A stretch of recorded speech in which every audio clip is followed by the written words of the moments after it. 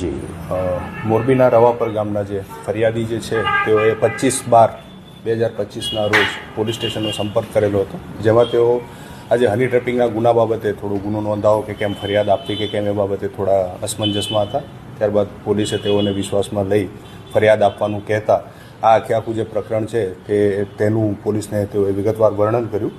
જેમાં જે ફરિયાદીની વાડીએ એક પાંચાભાઈ કોળી કરીને જે આપણા આરોપી છે આ ફરિયાદમાં, તેઓ છેલ્લા 15 વર્ષથી ફરિયાદીના સંપર્કમાં હતા. અવારનવાર તેઓના ઘરે આવવા જવાનું રહેતું, થોડું મજૂરી કામ અને ડ્રાઇવિંગનું પણ કામ કરતા હતા. તો આ પાંચાભાઈ કોળીને ફરિયાદીએ મજૂરની જરૂર હોય એવી વાત કરી હતી કે કોઈ મજૂર હોય જાણમાં તો આપણે વાડીએ મજૂરની જરૂર છે. ત્યારબાદ આજે પાંચાભાઈ કોળી છે તથા બીજા 7 આરોપીઓ અને એક જે મહિલા છે જે પૈકીની એ તેઓનો સંપર્ક કરાવીને આ મહિલા જે છે એ છેલ્લે 7/11થી